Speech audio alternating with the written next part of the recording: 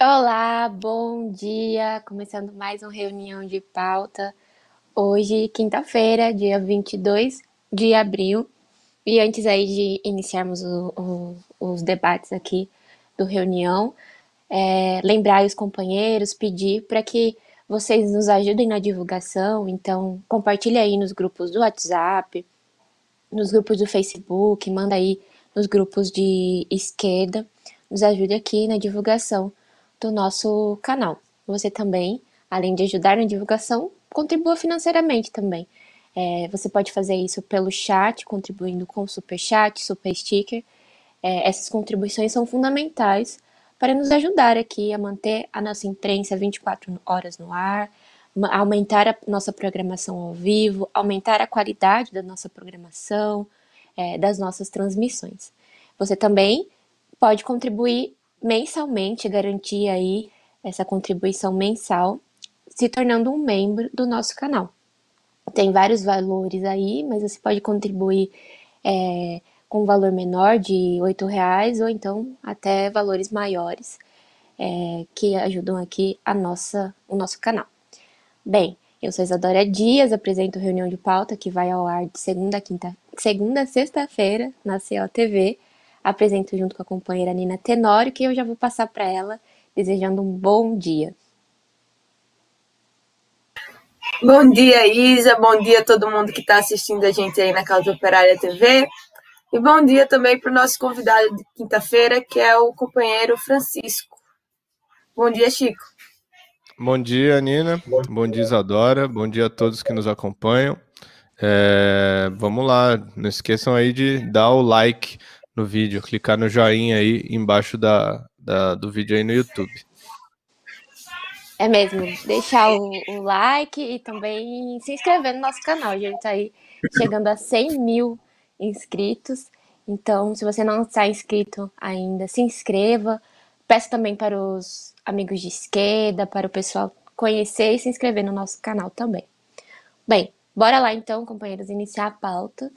Como de costume, aqui no Reunião de Pauta, nós sempre atualizamos os companheiros sobre a situação da pandemia e fazemos um debate em torno das notícias. Em relação aos números, o Brasil registrou nas últimas 24 horas 3.157 mortes por Covid. Então, temos aí no total, estamos pertíssimos dos números oficiais de 400 mil mortos aqui no Brasil. Temos, então, 381.687 óbitos. Pelo jeito, dá tempo ainda desse mês chegar aí aos 400 mil mortos. Um número bem triste, né? E nas últimas 24 horas, em relação ao número de novos contaminados, foram 71.231 casos, somando, então, temos 14.122.116 pessoas infectadas ou se infectaram pelo coronavírus aqui no Brasil. Só para destacar, ontem a gente estava comentando do consórcio de imprensa, que apresenta esses números da pandemia. A gente estava comentando porque a gente vê que tem uma diferença, né? Alguns jornais apresentam um número maior, outros menores. E só para informação, esse consórcio é formado pela Folha, o UOL, o Estado de São Paulo, Extra, o Globo e G1, que é tudo quase a mesma coisa, né? E mostra aí que, por isso que foi deixado aí também, estava comentando, né? Foi deixado para o consórcio de imprensa anunciar esses números, porque também fica mais fácil você manipular, né? A gente vê que a imprensa aqui é responsável por manipular não só números, mas outros dados, outras informações. Então eles recolhem eles que estão responsáveis aí por coletar diariamente os números com as secretarias de saúde estaduais e apresentar esses números na imprensa. Bem, companheiros, esses são os números. Passo aí já para vocês comentar outras notícias. Você vê que o negócio está estabilizado aí acima de 3 mil mortes, né? Que nem a gente veio falando aqui. É um número muito alto. O pessoal tá. Eu vi que A direita estava, tipo, falando isso como se fosse uma coisa boa, que agora estabilizou o negócio, mas estabilizou em mais de 3.000 pessoas morrendo por dia. Então, a situação ainda está muito crítica. Teve um caso, teve o primeiro caso aqui no Brasil de morte por reinfecção do Covid-19 com variantes brasileiras. Foi um homem de 39 anos que morava no município de Campo Bom, perto de Porto Alegre, foi infectado aí por 2 variantes do coronavírus no intervalo curto aí de 3 meses. Da primeira vez ele ficou assintomático e tal, e na segunda vez, agora em março, foi o caso que levou ele à morte. Você vê que, assim, é o primeiro caso que acontece no país. Essa variante já está circulando aí desde o final do ano passado, mas é o primeiro caso aqui no Brasil que registra essa morte por reinfecção com as variantes brasileiras. Ainda teve relatos sobre esse caso, né? O pessoal falou que ele estava com bastante falta de ar, fadiga, etc e tal, e que o quadro dele se agravou tão rápido que ele já foi, assim que descobriu, já foi levado diretamente para a UTI para ser entubado, e aí faleceu lá na UTI. Mas é um caso que a gente tem que tomar cuidado, né? É o primeiro caso notificado pela imprensa dessa reinfecção, mas não sabemos ainda se já houveram outros casos como o desse rapaz aí de Porto Alegre, né? Bom, passa a bola aí para o companheiro Chico para comentar a próxima notícia. Não, então, ainda com relação a essa questão da variante brasileira, tem uma entrevista com o diretor clínico do laboratório Fleury, que é o Celso Granato, em que ele fala sobre a diferença da variante... você estava falando da reinfecção, né? Nesse caso aqui, essa variante brasileira, ele fala sobre a diferença de como essa variante age no sangue, né, da pessoa que foi infectada. É a variante que eles chamam de P1, que surgiu em Manaus, né, e segundo estudos aí, ela já está desde novembro se transmitindo para as pessoas em Manaus, né. Então ele comenta que essa variante, ela age de uma forma diferente no sangue. Eles perceberam isso daí a partir do comportamento que ela tem nas próprias máquinas deles, né? As máquinas que eles usam para fazer o teste estavam parando de funcionar muito rápido, e mais do que o normal, né? Mais do que antes. E eles se deram conta de que isso ocorria por conta da carga muito alta de proteína que tinha nesses sangues que estavam infectados com essa variante, né? A variante que eles chamam de P1, que é a variante brasileira, né? Que nem a gente está falando aqui, que surgiu lá em Manaus, né? Então, as proteínas que tem em maior quantidade por conta dessa infecção, elas causam uma coagulação no sangue e pode levar a pessoa a ter trombose e acidentes vasculares aí. E a mesma coisa estava acontecendo nas máquinas do laboratório Fleury, né? Do qual ele é diretor clínico. Então, ele percebe também que outra coisa é que eles têm recebido muito mais pedido de hemocultura, que são exames para ver questão de bactérias que podem infectar o sangue, e que é por conta justamente das alterações que se dão no sangue da pessoa que está infectada com o vírus, né, dessa variante. É interessante comentar, né, de um ponto de vista mais político e tudo mais, que isso daí não teria acontecido, a coisa não teria chegado a esse ponto se tivesse havido uma verdadeira tentativa, né, de controlar a infecção do coronavírus no Brasil. O negócio foi tão solto, tão largado e tão descontrolado, que a coisa chegou num ponto que o vírus se desenvolveu, se fortaleceu no Brasil, tem uma variante aí muito mais letal, muito mais nociva, né, podendo causar danos ao sangue da pessoa, né? Inclusive, eles comentam que tem uma variante que surgiu no Reino Unido também, por um motivo semelhante, mas que ela ainda não é consenso de que ela seja mais letal do que o coronavírus normal, né? Sem ser essa variante aí. Então, no entanto, a brasileira ela tem essa questão de que ela causa um dano maior à corrente sanguínea da pessoa que está infectada, ou seja, né? Ela é mais letal no final das contas.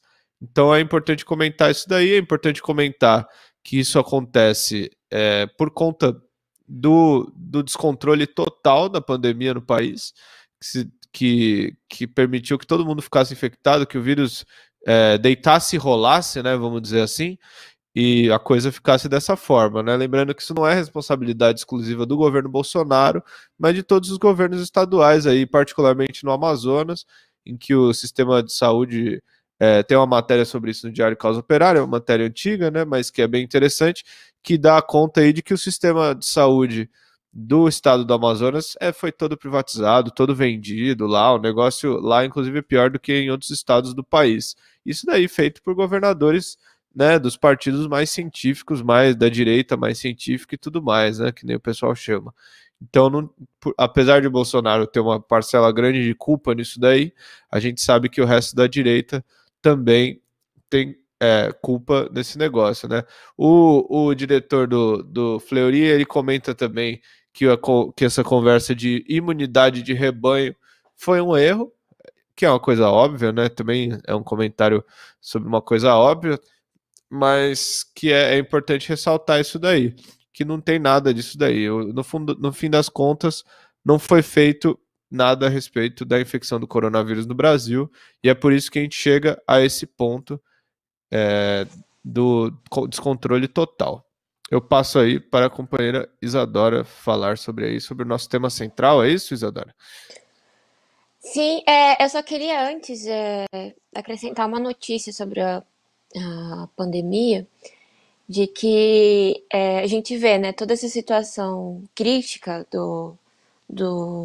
das mortes aqui no Brasil, que inclusive, como a Ina colocou, se estabilizou aí acima de 3 mil mortes diárias. E a imprensa apresenta isso como uma estabilidade porque mostra que a burguesia já estava contando com esse número de mortes, com essa situação, até porque eles não fizeram nada para combater a pandemia.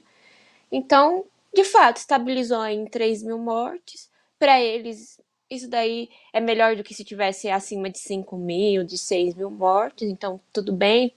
Eles vão agir aí, então, politicamente, diante dessa estabilidade. Mas eu digo assim, agir não para combater, mas assim, tá estável, né? Não tá aumentando, então vamos ver, vamos deixar assim. E você vê que, de fato, não tem uma preocupação com a situação da pandemia, com a situação do vírus estar à solta, com a questão da vacinação. Para vocês terem ideia, aqui no Brasil, um pouco mais de 10 milhões de pessoas tomaram a segunda dose. Então, que estariam aí, de fato, imunizadas contra o coronavírus. Não é nem 5% da população. Você vê, é um número baixíssimo e a gente não vê nada sendo levado a sério em relação ao combate à pandemia. Na verdade, o que a gente vê é a tentativa aí de voltar às aulas, voltar às atividades econômicas. Morrer 3 mil pessoas por dia, tudo bem, né? Na cabeça dos golpistas, dos capitalistas, as pessoas não são apenas números, eles não estão nem aí com a população, então não faz diferença. E, nesse sentido, a Câmara aprovou um projeto na madrugada de quarta-feira que reconhece as aulas presenciais como atividade essencial. Então, isso daí apoia aí, força os governadores e os prefeitos a retomarem as aulas. Não assim que os governadores e prefeitos não quisessem retomar as aulas, né? Porque a gente sabe que como a pressão econômica dos setores aí ligados à educação é muito grande, isso daí só vai, na verdade, ajudar que os prefeitos e os governadores voltem às aulas presenciais. E o texto foi aprovado, o texto base foi aprovado por 276 votos a favor, contra 164 contrários, e coloca aí as atividades do ensino fundamental, das faculdades, como algo essencial. É engraçado que essa lei foi votada aí, todos os que votaram a favor, eles fizeram essa votação online, né? Não era presencial, né? Então, o povo que seja colocado aí para as ruas, para correr o risco de se infectar, os professores que sejam colocados aí em salas fechadas com outras crianças, outros alunos, mas eles mesmos vão ficar lá na segurança dos escritórios nas casas deles, né, fazendo home office. Eu queria Bem, comentar uma coisa aí, só que você falou sobre a vacinação. É, a vacinação no Brasil começou no dia 18 de janeiro. Ou seja, são 4 meses aí, é isso? 4 meses, um pouco mais, né, do que 4 meses de vacinação, para a gente não ter vacinado nem 10% da população do país, foi 5% aí. É um negócio vergonhoso, é uma coisa absurda, né? Só comentar isso daí para o pessoal ter isso em conta, porque muita gente caiu na lorota da vacina. O começo do ano foi uma festa de gente comemorando a vacina do Dória. Então, passaram-se 4 meses aí e o negócio mostra que era tudo uma grande farsa, né? Só para o pessoal ter isso em mente. sim, a gente A até chegou a discussão era comentar. se. A discussão era que iam entrar botando vacina, enfiando vacina no braço dos outros. Não teve nem vacina e o pessoal discutindo se ia ser obrigatório. Não, o pior foi o Dória falando que ia vacinar o Brasil todo, fazendo maior campanha aí de que, não, você quer ser vacinado? Venha para São Paulo, Vem você para vai São receber Paulo. a vacina. Só que aí Ele a gente falava, até prepare seu apresentou, braço no Twitter exato, do a gente Dória. Prepare seu apresentou braço. Que uma, coisa besta, meu. Que bobagem. aí a gente apresentou uma notícia aqui que fala que o estado de São Paulo está atrás de vários outros estados na vacinação. Então você vê, quem cai na história do Dória, ué, tem que tomar cuidado para não cair na história até de criança de 2 anos, porque. Quem quiser ver o Dória pode ver o 1º de maio da CUT, né? Que é o negócio. Quem quiser ver ele Eu falando. prefiro confiar na criança de 2 anos. Você vê. O Enéas é mais confiável. É. Bem, vamos então para o tema central, que eu acho que também está relacionado aí às pessoas acreditarem em qualquer coisa, né? Nós temos a notícia de que o Boulos foi intimado aí pela Polícia Federal. Ele vai ter que prestar depoimento para um inquérito aberto para investigá-lo com base na Lei da Segurança Nacional. Vejam só, né? Quando a gente estava aí no debate em relação ao Daniel Silveira, que estava sendo preso por conta dessa lei, nós alertamos aí a questão de que essa lei ela se aprofundaria, ela seria usada de fato contra a esquerda. E aí teve o caso do Pilha, que ainda ele está em semiaberto, né? Ele ficou preso por conta aí da Lei da Segurança Nacional, ele estendeu uma faixa contra o Bolsonaro. E agora temos o Boulos intimado aí, intimado sendo como base aí essa Lei da Segurança Nacional. E vejam só, ele fez um tweet contra o Bolsonaro.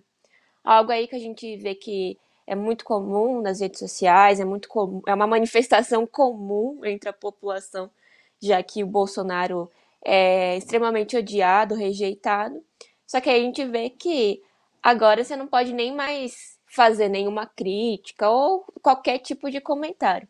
E aí quem acreditou, quem caiu na história do STF de que estavam prendendo aí o Daniel Silveira para combater o autoritarismo, já que ele estava pedindo aí 5. E aí a esquerda começou a falar que isso mesmo, tem que combater o fascismo e tal. Vejam só. Para o que serviu todo esse apoio? Agora a esquerda, mais um caso aí que prova que a Lei de Segurança Nacional ela vai ser usada aí apenas contra a esquerda, né? A produção puder colocar o tweet do Boulos, que originou aí esse inquérito contra ele, Ele Ah, fez, né, um eu não lembrete tinha para visto. Bolsonaro. A Parece que ele. dinastia de. Vai, fala, perdão.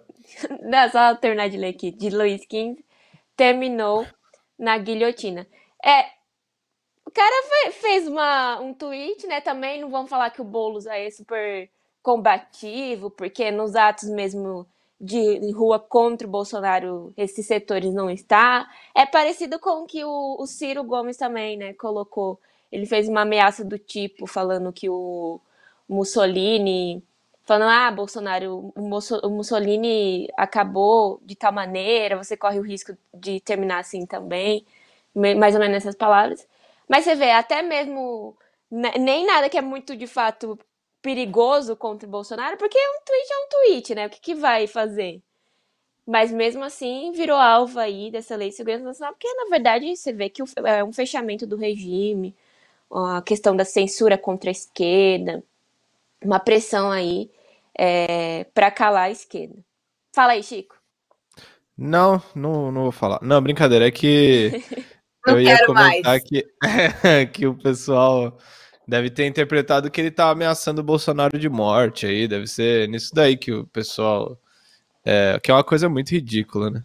É uma coisa Nem que muito ele absurda. nem que ele tivesse falado. Foi o que a gente, em relação ao Daniel Silveira. Porque o É, Daniel, sim. ele falou que ele tinha vontade de bater nos caras lá do STF e tal. Ele falou que tinha sonhado que o povo ia bater neles, que é um sonho de Exato, todo brasileiro normal, né? E, exato. e o negócio. E aí, só que assim, você vê, você não pode falar nada. E de fato, parece aí seria uma ameaça de morte contra o Bolsonaro. Nem que fosse. As pessoas, é aquela questão que a gente falou, as pessoas têm o direito de falar, têm o direito de se expressar. E aí você vê o que a gente colocou, né? Se você escolhe quem vai ter o direito de expressar que quer matar alguém ou não, se você define, se você deixa pro STF definir quem eles vão deixar você ameaçar ou não, não vai ser a esquerda que eles vão deixar fazer qualquer tipo de ameaça, qualquer tipo de expressão, né? E a comparação é Não, meio e é um esquisita, né? negócio O que, que super tem a ver? besta. O que, que tem a ver o Luiz XIV com o Bolsonaro? Não tem nada a Eu ver. falei Luiz XV. Não, Não, tudo bem.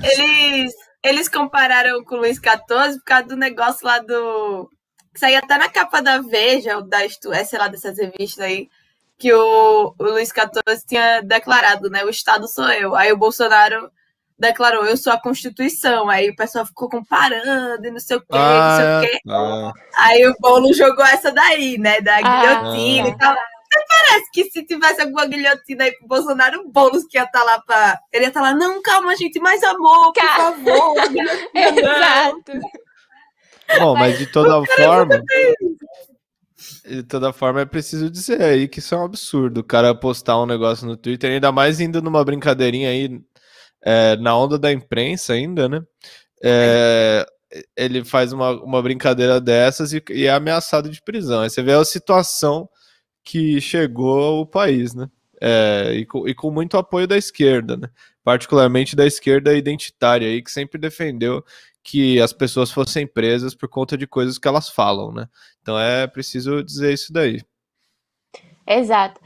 Eu acho que essa é a questão, né? Prova-se aí, como a gente disse, né? Pau que bate em Francisco, bate em Chico. No caso aqui, o pau que bateu em Daniel Silveira agora bate em Boulos e tem a capacidade aí.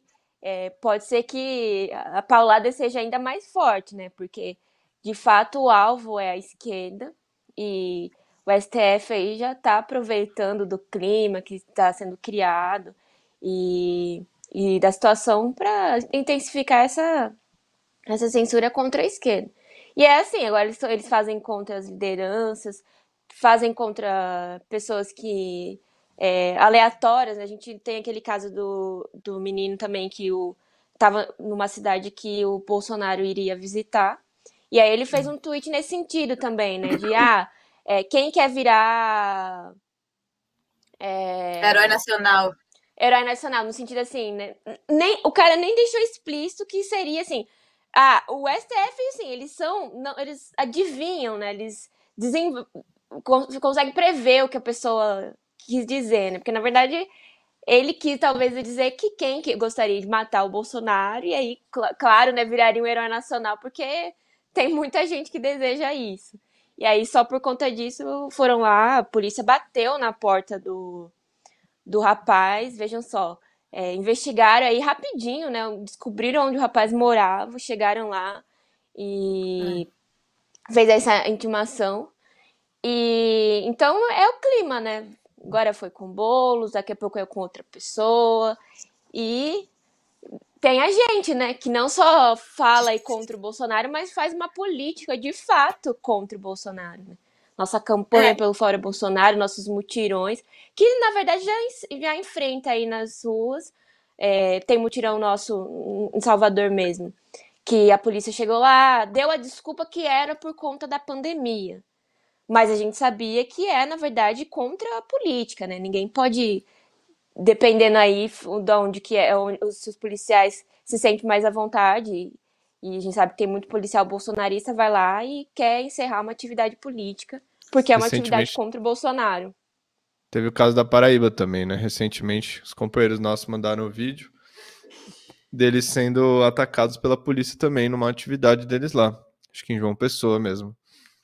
Não sei se passou aqui. E isso é importante também, porque essa lei de segurança nacional está censurando não só o pessoal nas redes sociais, né, no Twitter e tal, mas nas ruas também, porque o negócio do Rodrigo Pilha e tal foi por segurar uma faixa na rua. Então os caras estão numa perseguição aí forte, né? Não só com o que você fala nas suas redes sociais, que já é completamente absurdo, porque teoricamente o perfil é seu e você deveria falar o que você quer falar no seu perfil, mas não pode. Mas também nas ruas, você sai levando uma faixa, distribui um panfleto, faz qualquer tipo de coisa, daqui a pouco estão tacando fogo nas imprensas, sei lá, porque tá aumentando, tá se intensificando aí a censura contra as organizações de esquerda, né? É isso aí. Bem, acompanhando aqui o chat, só para os companheiros aqui estão nos avisando, e foi o Luiz 16 que... Na verdade, o erro é do Boulos, né? Exato, pelo que eu vi.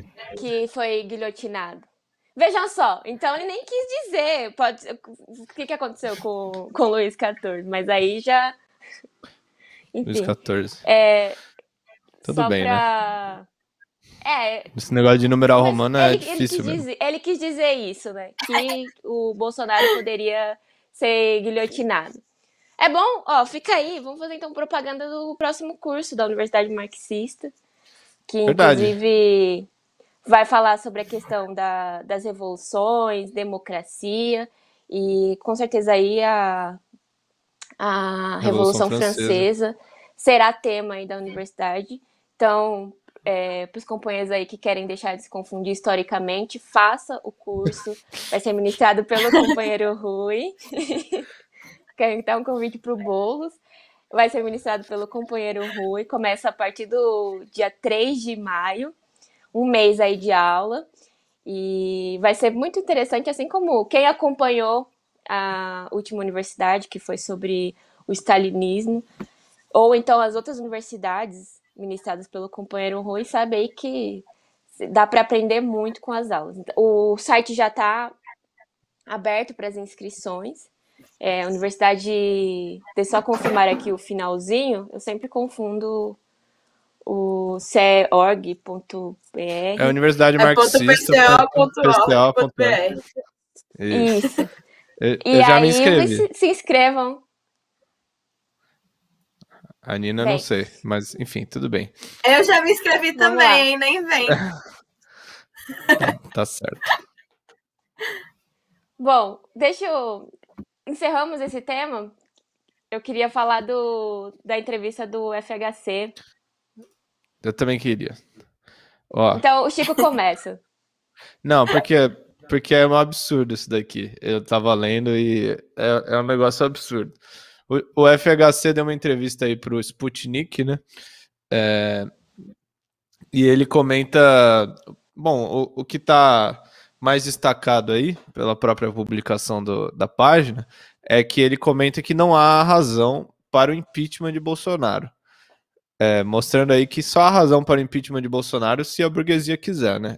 Essa é a razão.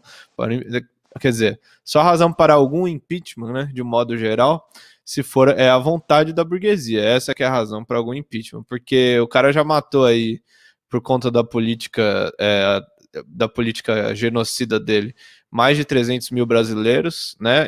Tudo bem que com uma ajuda considerável dos governadores e tal, mas mesmo assim não há razão para impeachment. O cara deixou a situação do país chegar no ponto que chegou aí, fora um monte de outros absurdos que já vinham sendo feitos de antes, e a rejeição total e absoluta da população ao Bolsonaro em todo momento, mas tudo bem, não há razão para o impeachment. A gente sabe que seria assim, né? É, que é natural que seja assim, porque o impeachment é uma ferramenta da burguesia de derrubar o governo que não interessa mais, né? Então, ele fala aí que a frase dele é a seguinte, do FHC, o grandioso FHC, também no 1º de maio da CUT, quem quiser acompanhar tá lá. Ele falou: eu já participei de impeachment, já assisti mais de um e participei de um. É uma questão complicada, porque quando o governo para de funcionar e o povo vai para a rua, aí tem impeachment. Não é o caso atual. Nós estamos longe disso, ao meu ver. E espero que o governo tenha capacidade de evitar que se chegue ao impeachment. É um negócio absurdo. Tudo bem, ele tem razão que não tem ninguém na rua, né? Afinal, a esquerda tirou férias. A esquerda que deveria estar chamando o povo à rua aí. A gente comentou isso semana passada, né? Quando a gente falou da entrevista do presidente da OAB, que falou que não tem povo na rua chamando o fora Bolsonaro, né? E é a mesma coisa, né, que o Fernando Henrique fala. E é um negócio absurdo, porque a esquerda tirou férias e a direita ainda deita e rola aí falando essas coisas sobre que não vai derrubar o Bolsonaro, porque finalmente não tem ninguém na rua pedindo para o Bolsonaro cair. Ou seja, até a gente se ver nessa situação, então, é importante comentar, né? O próprio FHC dá a pista, a gente se vê nessa situação que a gente está com o Bolsonaro no governo, o pessoal morrendo aos montes aí todos os dias, um pouco também por conta da inatividade, da inação da esquerda nacional, que tirou férias, fechou os sindicatos, os partidos pararam de fazer tudo, todo mundo sabe aí que a esquerda não faz mais nada, vai fazer o 1º de maio aí virtual, com a presença do FHC, inclusive, queria destacar mais uma vez, e é por isso que a gente está na situação que a gente está, né? É um negócio absurdo. Eu queria só comentar uma outra coisa que ele fala, porque que é outro tema, mas que eu acho que é interessante comentar também, que mostra o absurdo do pensamento da direita e mostra também que tem um pouco de alinhamento da esquerda com esse pensamento, que ele fala o seguinte sobre a pandemia no Brasil, né? Ele fala: não é fácil um país tropical tomar conta da população. A população vai para a rua, vai para a praia, vai para a praça pública, né? Então, e aqui houve um pouco de leniência do governo, que no começo não sabia que a doença era tão grave assim. É um negócio, meu, como assim? Aí você lê essas coisas, você fica de cara. Quer dizer, o governo mata a população de pandemia, não faz nada a respeito, mata o povo de fome, mata o povo aí ainda aparece um cara de pau do Fernando Henrique para falar que a culpa é do povo, que foi na praia, que foi não sei o que. É um negócio absurdo isso daí, meu. É um absurdo, né? Eu fico de cara, mas enfim. Passo a palavra aí para os Não, eu companheiros só comentarem. queria. O que me chamou a atenção nessa declaração do FHC é porque a esquerda não tá fazendo nada, e aí, esse ato que eles vão fazer no 1º de maio, eles convidaram aí o FHC para participar. E o ato diz que tem a participação das pessoas aí que são contra o Bolsonaro. Mas você vê, o FHC, cara que a gente já sabe que ele não é contra o Bolsonaro coisa nenhuma. Mas o cara declaradamente não é contra o Bolsonaro. Porque ele falar que não há razões para o impeachment colocar aí que não, ele acha que tá ótima, que tá tudo, não tá no ponto ainda de tirar o Bolsonaro, a população não é tão contra assim o Bolsonaro, nem nada disso. E aí você vê que esse ato virtual aí com elementos como o FHC é um negócio assim de fato muito absurdo.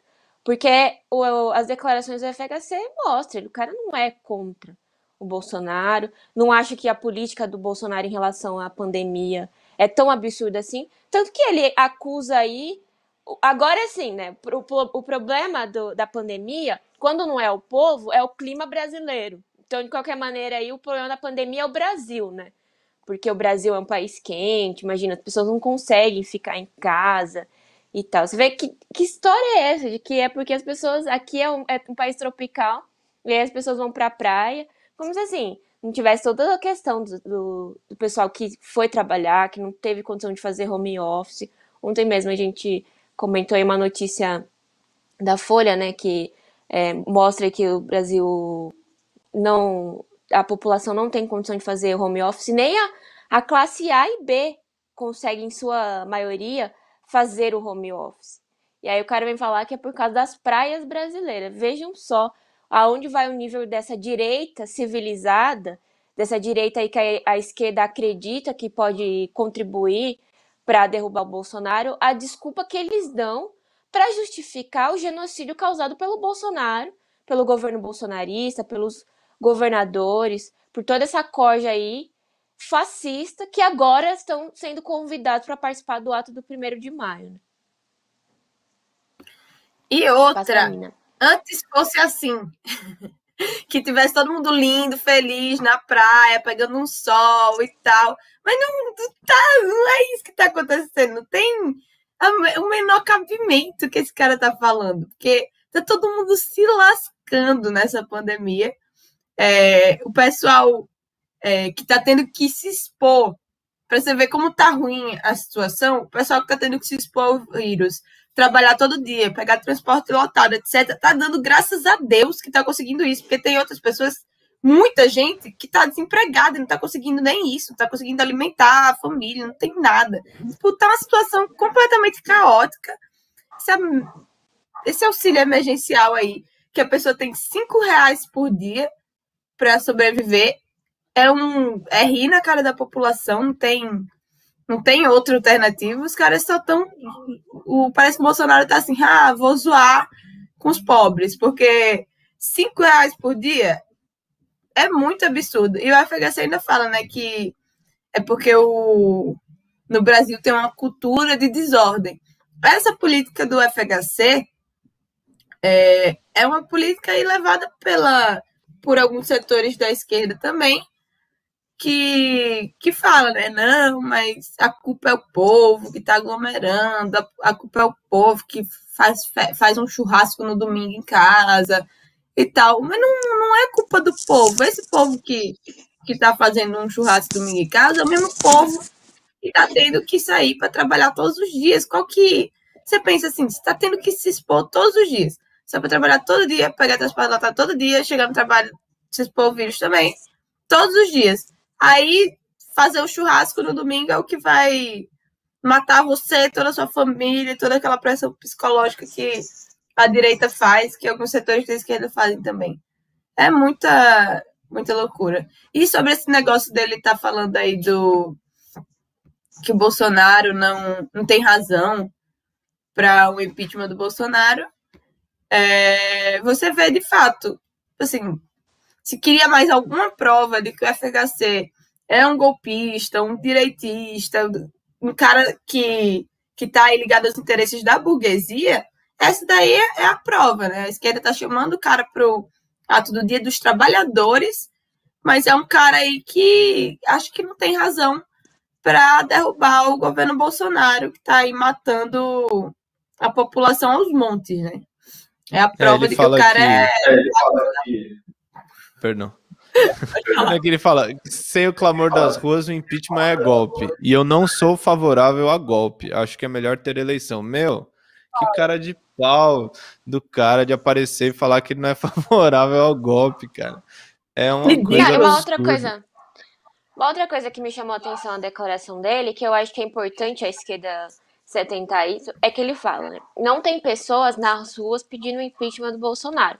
Só que a gente sabe que a extrema-direita tá aí se movimentando para pedir intervenção militar, estão fazendo atos e tal.